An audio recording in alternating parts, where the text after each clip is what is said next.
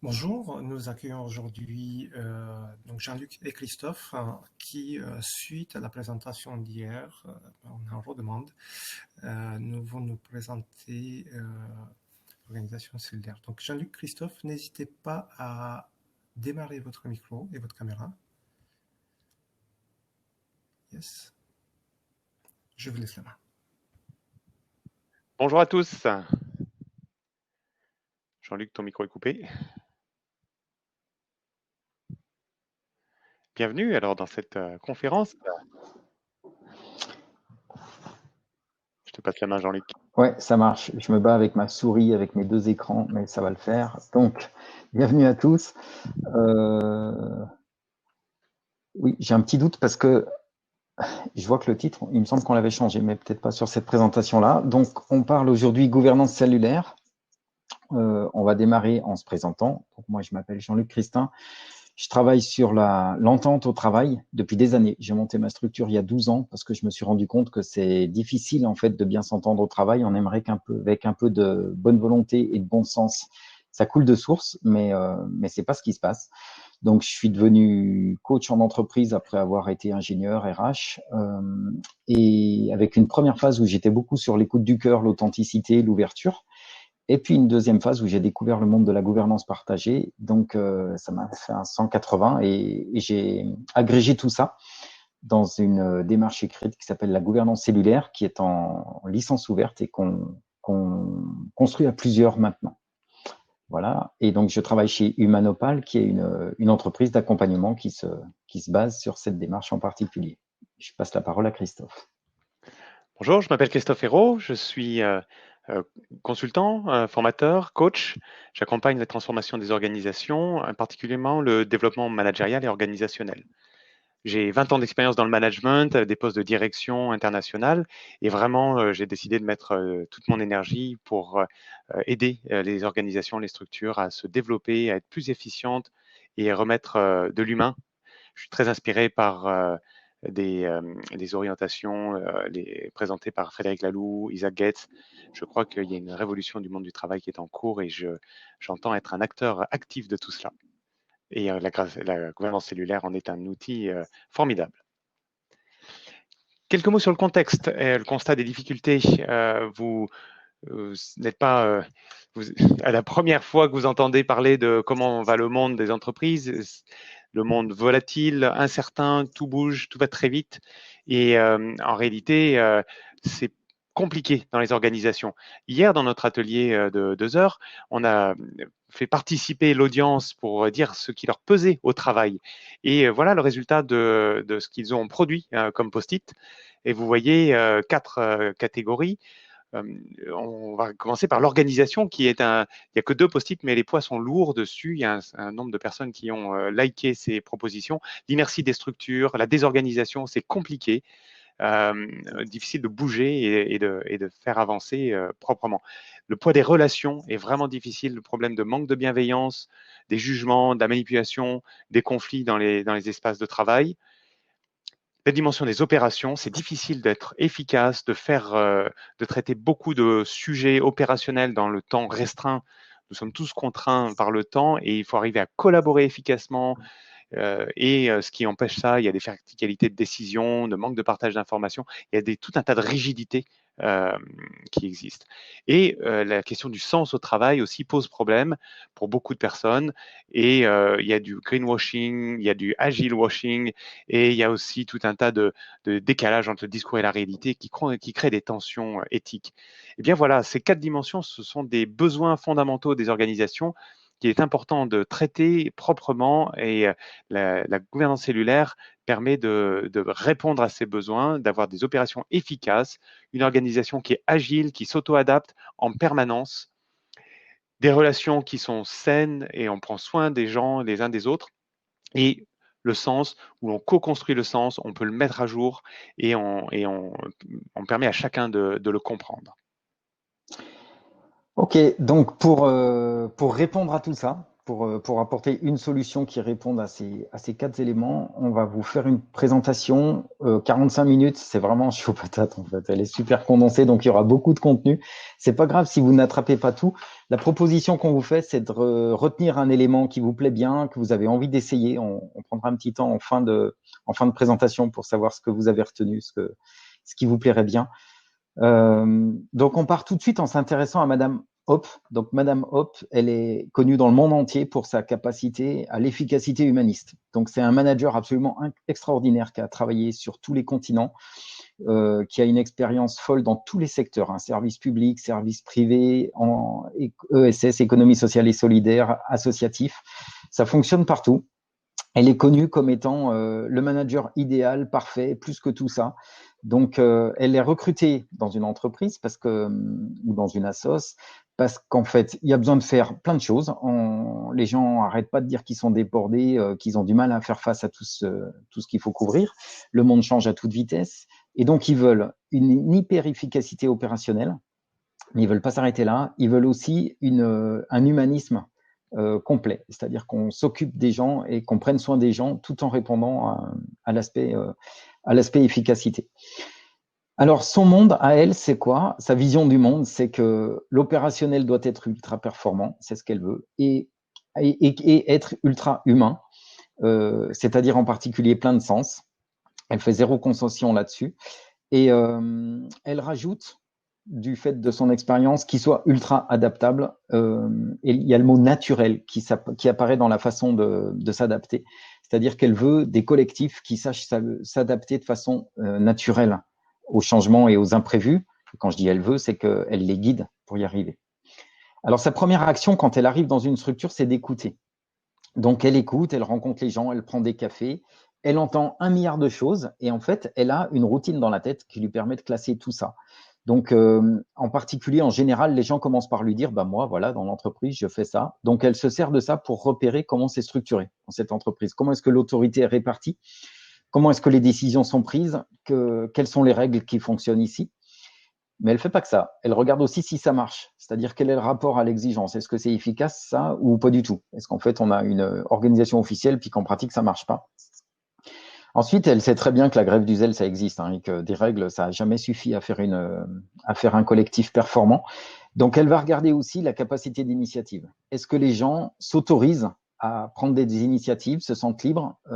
Est-ce qu'au contraire, ils sont complètement dans leur peur parce qu'ils sont dans un environnement qui ne les libère pas ou parce qu'ils ne se sont pas libérés eux-mêmes? Donc, est-ce qu'il y a suffisamment de sérénité pour qu'ils puissent faire leur choix, se sentir libres ou pas? Donc, elle regarde le résultat, là. Hein. Encore une fois, elle ne va pas regarder juste comment ils ont pensé qu'ils étaient organisés, mais comment ça fonctionne. Alors, elle regarde ces 2 bulles-là, et je commence par celle-ci parce que c'est souvent celle dont on parle, mais elle, en fait, quand elle arrive, il y a une première bulle qu'elle perçoit, qui est l'atmosphère dans laquelle baignent tous ces gens. Donc, l'atmosphère, c'est quand on arrive dans un collectif, on sent très bien qu'il y a une atmosphère qui est enthousiasme, qui est légère, ou au contraire qui est pesante et qui est limitante. Elle appelle ça l'égrégore. L'égrégore, c'est un joli mot qui dit l'agrégation de toutes les intentions des gens qui sont réunis dans un collectif, qui sont réunis pour un but commun. Donc, toutes ces intentions cumulées, ça crée une certaine ambiance. Et c'est une ambiance qui est hyper variable, qui peut varier d'un jour à l'autre s'il y a une très bonne nouvelle qui tombe ou une mauvaise. Elle décortique avec 2 dimensions, l'inclusion en haut, donc la relation à soi, la relation au groupe et la relation à l'environnement. Et puis, la profondeur, l'ouverture en bas avec le sens, la confiance. Est-ce que les gens se sentent suffisamment en confiance, l'énergie? Elle, là, ce qu'elle va chercher à voir, c'est très clairement, est-ce qu'en participant au collectif, les gens peuvent devenir qui ils ont envie d'être? Est-ce que ça correspond à leurs valeurs profondes ou est-ce qu'il semble qu'il y a un gros décalage et que donc on a un gros sujet là-dedans? Donc, avec cet outil, l'efficacité humaniste, elle arrive à se faire assez vite une intuition de l'équipe. Il y a ces endroits où ça a l'air bien tourné, puis il y a ces endroits où on a beaucoup à gagner. Ça lui permet de savoir où est-ce qu'elle met son énergie au départ. Alors, ces constats, c'est que les gens se plaignent beaucoup, en fait, évidemment, parce qu'elle est attendue comme le Messie. Hein. C'est celle qui sait absolument tout régler, donc elle a une pression colossale. Donc, ils arrivent tous en lui expliquant par quoi il faut qu'ils commencent, c'est-à-dire par leurs problèmes. Donc, beaucoup de problèmes opérationnels, beaucoup de cadavres relationnels, et puis en sourdine, un message qui est comment on va faire? On va jamais s'en sortir. Et donc, elle est capable elle est connue, pardon, pour être capable de faire face à tout ça. Comment elle s'y prend en pratique? Eh ben, en pratique, elle réunit les personnes concernées. Et ce qu'elle considère, c'est que les gens font leur métier et qu'inéluctablement, il y a un truc qui apparaît, c'est ce qu'on appelle des tensions, ce qu'elle appelle des tensions.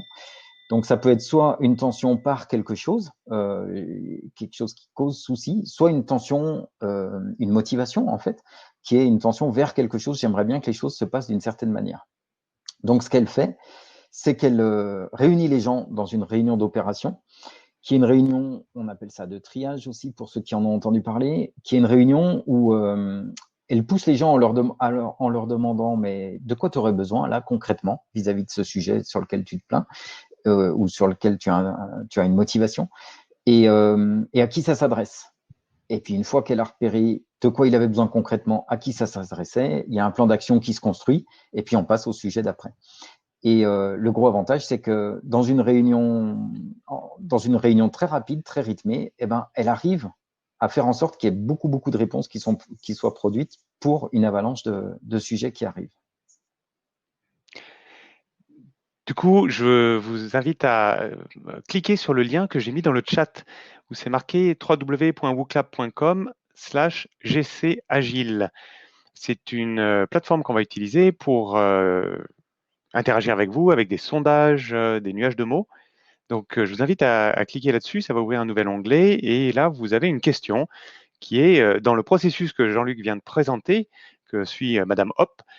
À qui revient la responsabilité et la charge de régler les questions opérationnelles? Est-ce que c'est plutôt au manager ou au collaborateur dans ce moment-là? Et je vois que les réponses arrivent à vitesse grand V. Et je vais partager mon écran pour que vous voyez le résultat. Alors, on voit que vous répondez à peu près 60% que c'est du côté du collaborateur, soit entièrement, soit plutôt, et à 40% côté responsabilité du manager. Ok, donc c'est ainsi qu'elle règle toute cette avalanche de soucis, mais c'est pas tout ce qu'elle a comme question en fait. Oui, alors, du coup, les questions aussi, c'est que quand dans ces réunions-là, il y a un problème, parfois on ne sait pas à qui l'adresser, qui est en charge de traiter ce point-là. Et donc, il faut clarifier les rôles et savoir comment on se répartit les responsabilités. Hein, donc, ce n'est pas à moi de le faire, qui est en charge. Et donc, en fait, elle rajoute à cette réunion d'opération une autre réunion qui s'appelle réunion de réorganisation, lors de laquelle, finalement, elle crée le même espace, un espace où les gens peuvent arriver avec leurs tensions, leurs propositions de réorganisation, et elle tient le processus pour leur permettre de faire des propositions et de gérer des processus de décision pour se mettre d'accord sur comment on s'organise, qui fait quelle chose, qu'est-ce qu'on rajoute comme responsabilité, à quel rôle. Et donc, en permanence, finalement, les choses se traitent à ces moments-là parce qu'il y a une tension qui est apparue dans les opérations, dans la réunion d'opération, et qui a amené à traiter un point dans une réunion de réorganisation. Elle ne prend pas la responsabilité de le traiter elle-même, mais elle crée cet espace où l'équipe peut se faire des demandes et faire des propositions et se mettre d'accord. Donc concrètement, elle s'appuie beaucoup sur la personne qui avait le souci, hein, et elle lui dit, toi, idéalement, ça serait propose ce qui serait ton idéal. Vraiment, tu te mets en égoïste et tu pars de ça. Et du coup, elle organise ça pour permettre à l'équipe de contribuer et de participer à la résolution de la question. Du coup, je vous renvoie à nouveau sur l'onglet WooClap, où vous avez à nouveau un sondage où je vous pose la même question pour gérer ces questions organisationnelles. À qui revient la charge? Plutôt le manager ou plutôt le collaborateur?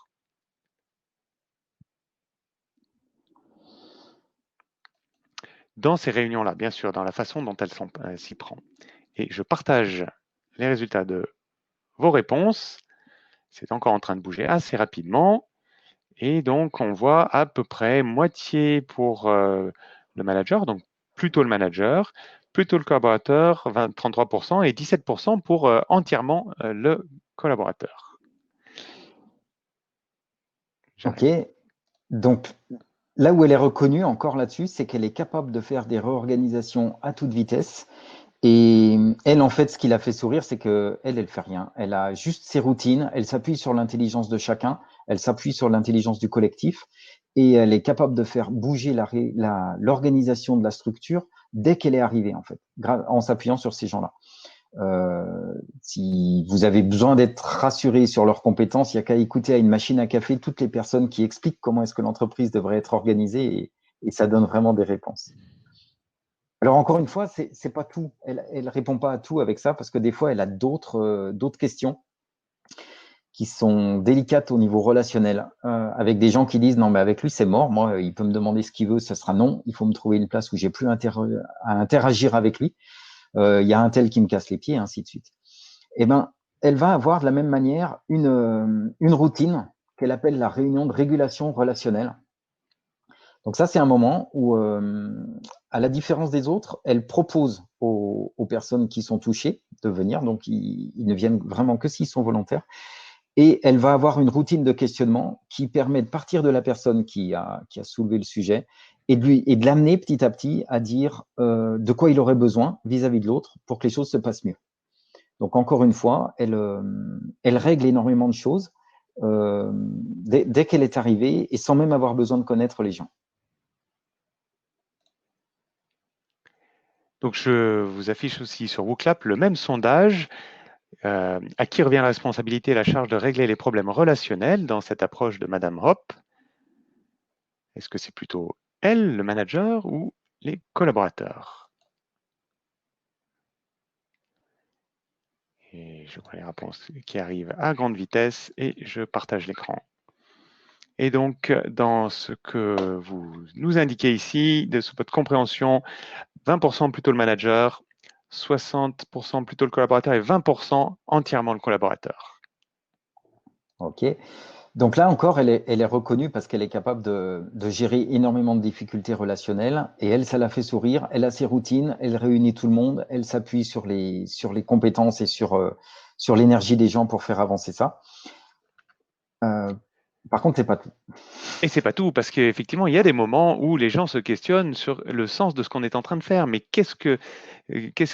à quoi ça sert? Et aussi, par moments, il peut y avoir un conflit de valeurs en se disant, mais pourquoi on interviendrait pour ce client qui porte des valeurs ou qui intervient dans des marchés qui ne correspondent pas du tout? Et donc, il y a des questionnements qui peuvent être forts. Et donc, elle a aussi une routine pour gérer ça, pour ces questions de sens. Elle se crée un espace de collaboration qui est la réunion de sens ou de positionnement éthique. Et c'est un moment où elle réunit les gens qui ont des questionnements à ces sujets-là et elle pose des questions. Elle suit également la routine de son approche pour amener à explorer qu'est-ce qui met en tension les personnes au sujet du sens de ce qu'on est en train de faire ou des tensions éthiques, et elle les amène à faire des propositions. Et elle utilise cette intelligence collective qu'il y a dans l'équipe pour se positionner, pour mettre à jour finalement le projet collectif et les choix fondamentaux de comment on relationne et comment on fait notre métier. Voilà, et donc je vous pose la même question au niveau du sondage pour ces questions de sens au travail et de conflit de valeurs. À qui revient la responsabilité de régler ça dans cette approche de Madame Hop? Est-ce que c'est plutôt elle, plutôt les collaborateurs? Et je vais partager l'écran. Et donc, je vois ici que dans vos réponses, c'est assez équilibré. Après, moitié-moitié, hein, vous pensez qu'il revient à 50% pour le manager, voire même un peu plus, et 45% pour les collaborateurs de régler ça. En réalité, voilà, elle ne se pose pas de questions existentielles sur le sens en se disant je dois tout savoir et je dois tout définir, la vision et où est-ce qu'on va. En s'appuyant sur la gouvernance cellulaire, elle fait vraiment confiance à l'équipe pour poser leurs questionnements et trouver les réponses. Elle ne s'embarrasse pas de porter ça, le poids de ça sur ses épaules. Ok, alors on a une question. Quelles sont ces routines? On vous donne un exemple de processus qui est la première qu'on a vue. Elle est très opérationnelle. Évidemment, on a les deux premières qui sont très opérationnelles sur l'efficacité et les deux dernières qui sont beaucoup plus sur l'humanisme. Et donc là, on a la bulle du centre qui montre l'intention de ce processus, qui est de se faire des demandes mutuellement, des demandes opérationnelles, et les bulles qui sont sur les côtés, qui sont le cheminement qui est suivi par les personnes par l'équipe, en fait. Donc elle, c'est ces questions-là qu'elle pose, et elle ne fait que ça, ce qui lui permet de faire avancer.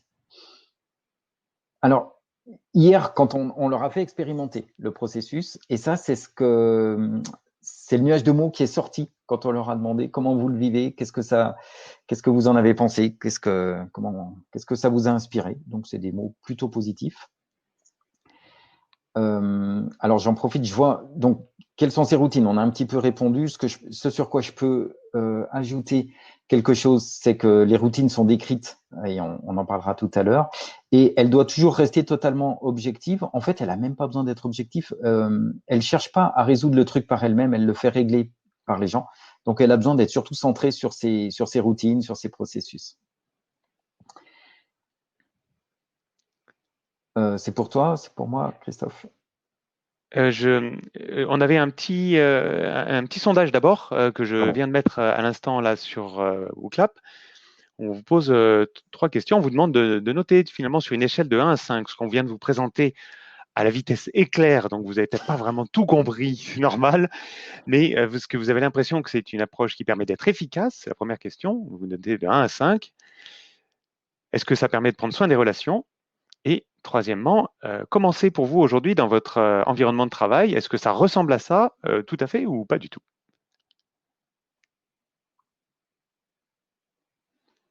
Et voilà, le nombre de réponses a bien avancé. Je partage l'écran.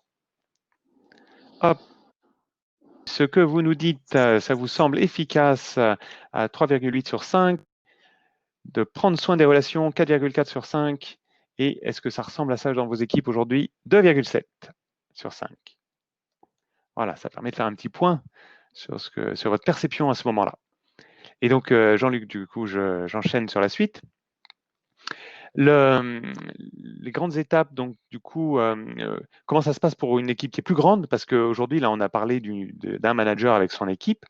Eh bien, quand l'entreprise grandit et qu'il y a besoin de se structurer un peu plus, finalement, dans une équipe, on avait défini des rôles et on pouvait dire une personne occupe un ou plusieurs rôles. Eh bien là, on va trouver que, par exemple, dans le département RH, il y a un rôle pour la paye, un rôle pour gérer le reporting, un rôle pour le recrutement. Voilà, il y a tous ces éléments-là qui sont à prendre en compte. Et quand l'entreprise est grande et qu'il y a besoin de se structurer, eh bien, au lieu d'avoir une personne qui va gérer un ou plusieurs rôles, eh bien, on va en réalité créer des équipes qui vont exercer. Non, on n'en est pas encore là. Excuse-moi. Ah, on n'est pas encore sur la partie. Ah oui. Parce qu'on a revu notre présentation pour la compacter, donc elle a changé. Donc en fait, elle affecte un rôle par personne en lui donnant vraiment la latitude complète sur son rôle. Et le gros avantage, c'est que chacun se sent libre, autonome et responsable dans ses missions, que les rôles qui sont délégués sont ajustables en temps réel. Elle a un départ, elle a une arrivée, elle peut répartir les choses. Et il y a une autorégulation au niveau entre les personnes impliquées. Donc, en fait, elle fonctionne en micro-rôle. Alors, où est-ce qu'elle trouve toutes ces idées? Ça va répondre un petit peu à la question qu'on avait. En fait, elle a une bibliothèque qui a fait ses preuves, où elle va retrouver énormément d'éléments, on reviendra dessus, qui est la constitution gouvernance cellulaire. Donc, en particulier, il y a la réunion d'opération qu'on a vue tout à l'heure, mais on a d'autres outils qu'elle utilise au fur et à mesure. En quoi est-ce que ce nouveau fonctionnement est efficient et humaniste? On a une prise en compte de l'humain et de l'opérationnel avec le fait qu'on puisse se parler soit de rôle à rôle, soit de personne à personne. Donc, on n'emmêle pas les choses, mais par contre, on considère aussi les humains. On a une focalisation par tension. Donc là, le gros principe, c'est qu'on traite de tout. il n'y a aucun sujet tabou. Les sujets, on a vu, les sujets de valeurs profondes et d'éthique sont abordés, les sujets de relations sont abordés, les sujets opérationnels sont abordés. Par contre, on ne mélange pas tout. Quand on aborde un sujet, on ouvre une fenêtre complète pour ce sujet-là. Et puis, on a un mode d'interaction activable qui est ces routines, ces processus qui sont sécurisants pour chaque équipier, chaque membre de la structure, parce qu'ils peuvent les activer quand ils en ont besoin. Quand ils n'en ont pas besoin, ils fonctionnent comme ils veulent, bien évidemment, et qui sont ajustables, c'est-à-dire qu'elle arrive avec ses processus, mais si l'équipe a envie de les bouger, il les bouge. Et en termes de résultats, ce que constatent les gens, c'est qu'il y a beaucoup moins de temps en réunion et qu'elles sont hyper productives, donc il y a une efficacité opérationnelle qui est saluée. L'humain est réellement pris en compte et se sent réellement pris en compte, ce qui ne veut pas dire que c'est facile, hein. On ne tombe pas dans le monde des bisounours, mais on en parle. On sait pourquoi on fait les choses en termes de sens, avec un sentiment d'utilité, un sentiment et un impact de ces actions. Une adaptabilité, donc chacun voit beaucoup plus vite ce qui est en train de se passer, comprend plus vite ce qui se passe et ajuste tout de suite par lui-même les choses plutôt que d'avoir à escalader toute une lignée hiérarchique pour faire prendre la bonne décision. Donc une organisation qui change et un organigramme qui est à jour en permanence avec son environnement. Et donc, avec l'habitude, le résultat, c'est que les équipes utilisent naturellement les process seuls, sans avoir besoin de Madame Hop dans la salle. Bien, donc du coup, ça c'est la partie au niveau de l'entreprise. Avant ça, je vais passer deux informations. Donc Jean-Luc vient de vous parler de la Constitution, donc qui contient 70 ou 80 pages de ressources très très riches finalement, avec des procédures pour jouer de tous ces temps particuliers. En fait, ce sont des guides qui vous aide à réaliser. En réalité, le guide pour le facilitateur de ces réunions. Et c'est en ça qu'en fait, on parle de routine. Et je vois une question que vous soulevez, c'est mais si c'est des routines aussi rigides, finalement, pourquoi pas la remplacer par un robot, cette Madame Hop? Eh bien, en fait, c'est là où on n'est pas dans l'approche robot. L'idée est de dire, rendons explicites les choses dans l'entreprise plutôt que de fonctionner par des choses qui sont implicites où on ne sait pas exactement comment ça se déroule. Là, c'est proposé par écrit. Et comme disait Jean-Luc, l'équipe a tout à fait la possibilité de prendre une décision pour changer et modifier ces procédures de fonctionnement. En fait, on met de la clarté et de l'agilité là-dedans. Et en fait, il y a besoin d'être très humain en réalité pour vivre ces processus et être au service des personnes. J'enchaîne sur cette partie donc de l'entreprise cellulaire donc, que je commençais à expliquer tout à l'heure.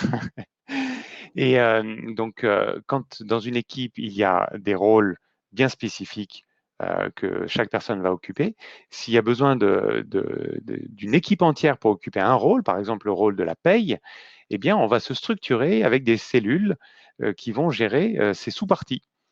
Hein, et donc, l'équipe RH est devenue un vrai département. Et là, la cellule RH aura créé une sous-cellule paye, une sous-cellule recrutement et une sous-cellule formation, par exemple. Et chacune de ces cellules va avoir tout un nombre de personnes qui vont travailler et qui vont se structurer en définissant leur rôle et en mettant en place leurs réunions d'opération, de réorganisation, de régulation et de sens pour réaliser leur mission, leur raison d'être. En réalité, la raison d'être d'une cellule paye, elle est donnée par la cellule souche, qui est le département des ressources humaines, et il y a deux rôles essentiels qui permettent de faire l'interface entre la cellule paye et la cellule souche, c'est le rôle lead et le rôle représentation. Le rôle lead a pour mission d'assurer que la raison d'être ou les objectifs, les attendus de sa cellule vont être atteints. Et donc, elle prend ses consignes quelque part, hein, ses directives au niveau de la cellule souche, et elle les fait comprendre et mettre en œuvre par sa cellule.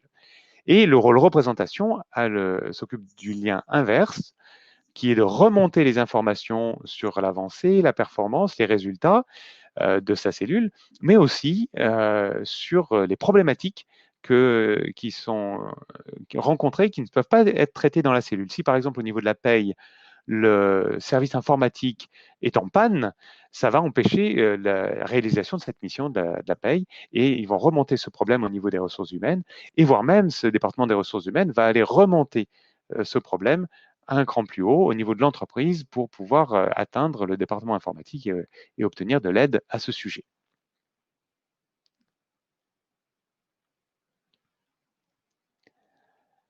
Et voilà, donc c'est ce qu'indique ici cette slide, le lien vers l'ensemble de l'entreprise au-delà de ce département des ressources humaines. Alors, je crois que d'ici, j'hésitais à rajouter encore des détails. Je vais simplement synthétiser pour rester synthétique, court dans cette conférence condensée. Donc, la cellule s'occupe de sa propre raison d'être. Et ça c'est fait pour répondre aux besoins de la cellule souche. Et elle est en interaction avec son environnement à travers ces deux rôles, le rôle représentation et le rôle lead. Ok, donc le gros avantage, c'est qu'on quitte la lourdeur des grandes entreprises et on trouve de l'enthousiasme, de la pleine adaptation. Donc j'en profite pour répondre un peu à des questions. Celle qui sort en numéro 1, quid de l'équilibre entre stabilité et remise en cause de quelque chose qui ne va pas? Eh ben, c'est les équipes qui choisissent ça, en fait. C'est les équipes qui choisissent à un moment donné, non mais là, notre priorité, ça va être l'opérationnel parce qu'il faut qu'on avance, donc on a besoin de stabilité. Ou alors, notre priorité, ça va être de revoir notre orga et de rajouter un rôle parce qu'il nous manque et parce qu'on ne peut pas avancer sans. La différence avec l'holacratie, elle est dans l'intégration de ce temps de régulation, de ce temps de sens, que ce soit le positionnement éthique du collectif ou que ce soit l'actualisation de la raison d'être,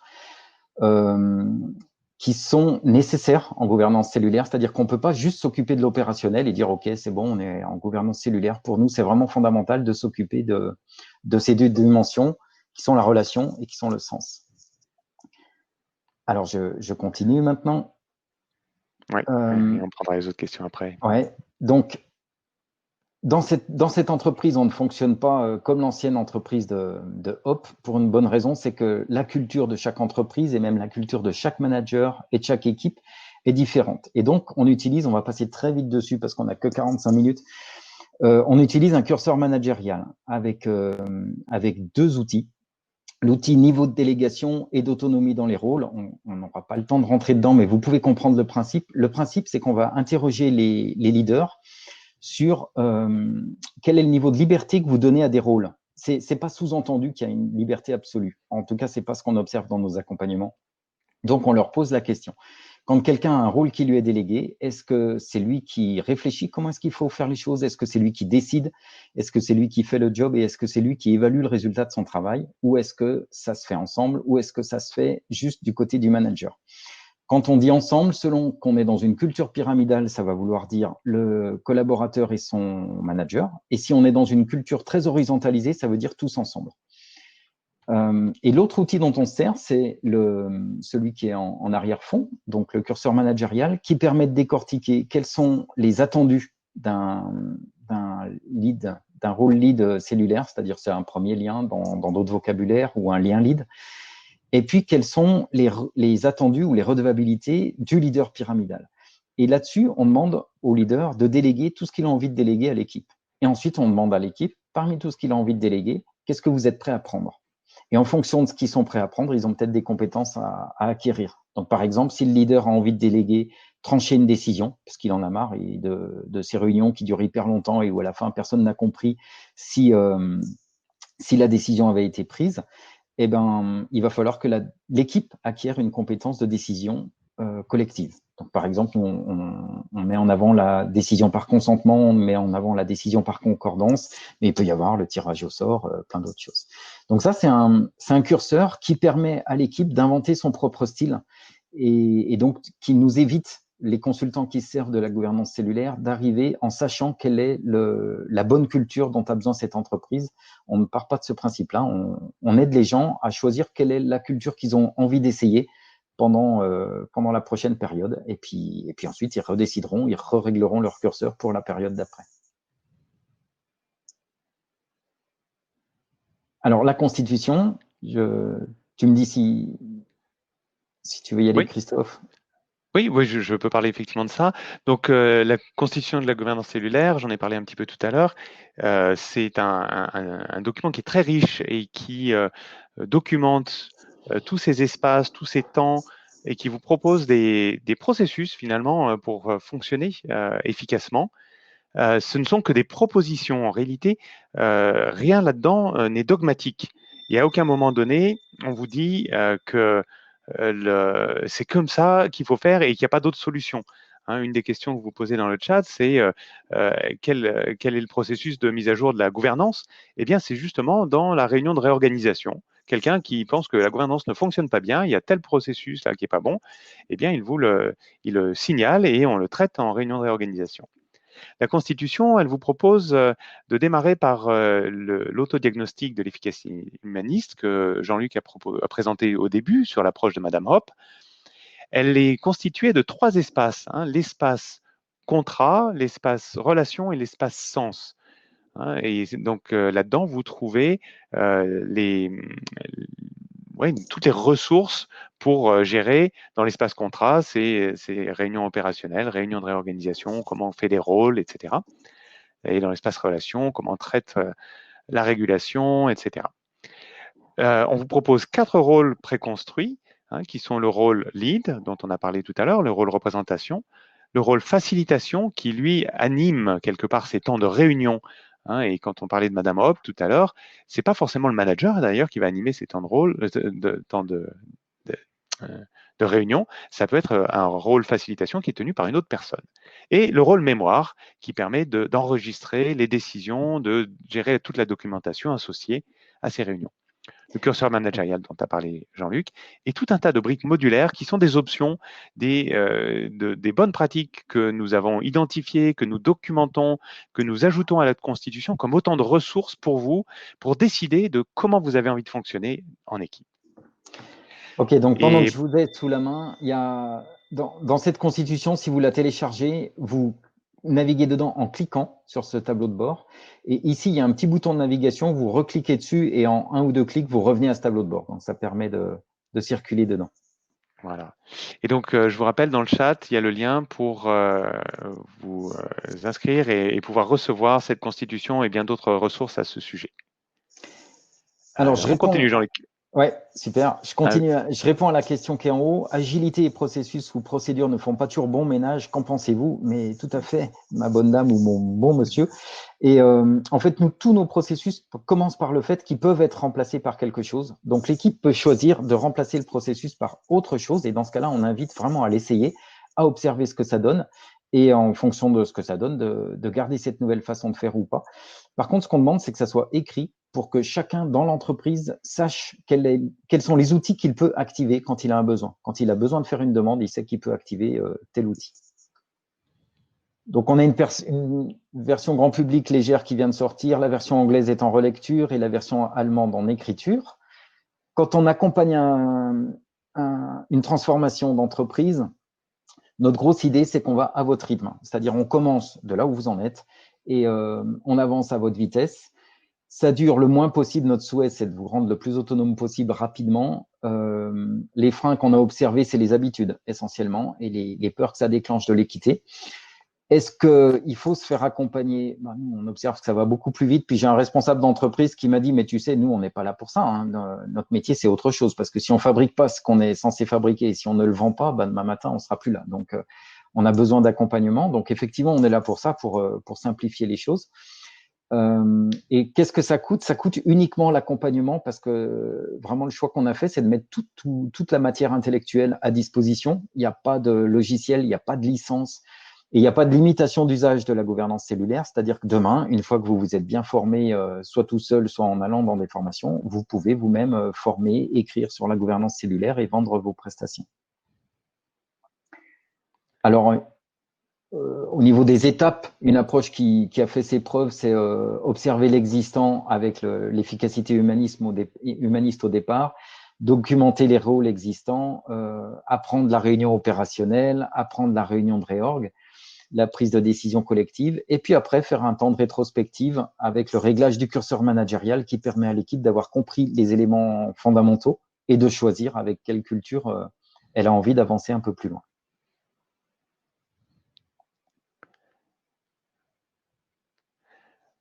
Et voilà, donc on arrive à la fin de ce qui était prévu de vous partager comme ça et on ouvre la discussion. Alors, je vois qu'il y a encore des questions qui sont dans le Q&A, mais si vous avez envie de poser une question, levez la main aussi et on vous amène sur scène pour prendre votre question et y répondre.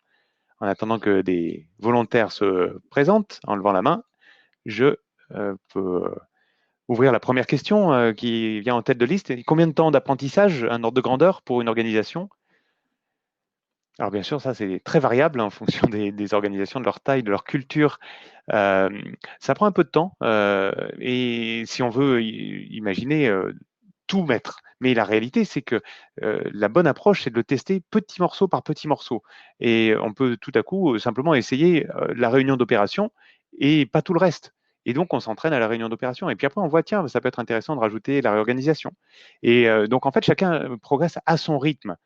Dans mon entreprise, on est une équipe de 3 consultants et on fonctionne en gouvernance cellulaire et on a tout appliqué depuis le début et il nous a fallu quelques mois pour bien nous caler.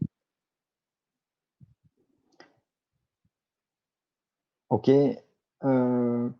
L'équipe a droit de veto sur la proposition de délégation d'une responsabilité par son manager? Oui, totalement. Je l'ai peut-être expliqué trop vite tout à l'heure. Mais effectivement, il y a la première étape où le manager propose de déléguer des redevabilités et l'équipe choisit ce qu'elle accepte et ce qu'elle n'accepte pas, le manager continue à s'en occuper. Donc là, on a effectivement quelque chose qui se cale entre l'équipe et le manager. Quel niveau de maturité, quel type de structure est-ce plus facile à expérimenter? En fait, on a besoin de gens motivés pour faire ça. C'est clair, de gens qui ont envie. Donc, c'est clair que s'il y a un leader, par exemple, qui n'a pas envie, ça va mettre plein de freins partout. Et pour les équipiers, c'est la même chose. Donc, mais par contre, d'expérience, on n'a pas besoin de plus de maturité que ça. On a essayé de construire un modèle qui n'exige pas que les gens soient en thérapie en parallèle pour que ça fonctionne. Alors, dans votre expérience, quels sont les points durs de la mise en œuvre? Ben, moi, je dirais que c'est toutes les habitudes que l'on a du modèle pyramidal. Finalement, tous nos réflexes où on a envie que quelqu'un d'autre prenne la décision ou alors qu'on a envie d'avoir le pouvoir quand on est en situation de management. Et donc, il y a tout un tas de réflexes que l'on a où on a envie de contraindre les autres, de les obliger et qui nous obligent à revoir, à réfléchir différemment. Je crois qu'en fait, on retrouve là-dedans les principes de l'agilité et donc les transformations agiles dont il est question dans ce forum agile de Grenoble. Je crois qu'on retrouve à peu près les mêmes points durs pour la mise en œuvre de la gouvernance cellulaire. Ok, et dernière question, est-ce qu'on traite en réunion par tension, est-ce qu'on traite une tension spécifique ou toutes les tensions présentes? Eh ben ça dépend des collectifs. Moi, j'accompagne des collectifs qui cherchent à traiter toutes les tensions et donc qui vont très vite et qui se sont disciplinés à un rythme rapide. Puis d'autres qui supportent pas ça et qui se sont mis à un accord qui était on traite au moins une tension par cercle, par cellule. C'est leur équilibre. Est-ce que les équipes ont plus de fun dans ces expérimentations? Oui, ça c'est vraiment inspirant de voir comment les retours je pense notamment à un directeur d'une entreprise qui est en train de basculer en gouvernance cellulaire, qui parlait à quel point les équipes adorent et que c'est beaucoup plus fluide et qu'il y a de la joie finalement dans la gestion de ces échanges, de cette coopération finalement. Je crois qu'il faut conclure, je vois l'heure. Oui, on est au bout du bout. C'est ce que j'étais en train de t'écrire. Voilà, on a terminé. Donc, on avait un... Vas-y. Il faut passer le message pour le rôti pour pouvoir. Ah oui, il y avait un sondage. Oui, j'active tout de suite sur WooClap un nuage de mots pour que vous puissiez dire ce que vous pensez de la gouvernance cellulaire, de ce que vous en avez compris ici. Et donc, vous pouvez mettre vos réponses là-dedans en un mot ou pour décrire ce que vous trouvez au sujet de la gouvernance cellulaire. Et puis, bien sûr, le rôti pour dire ce que vous avez pensé de cet atelier, Je vais mettre le lien là, je suis en train de le chercher. Tu mets le lien dans le chat. Oui, c'est ça. Peut-être que Christian peut nous le mettre. Et pendant que ça se passe, je partage l'écran avec vos mots sur le nuage de mots.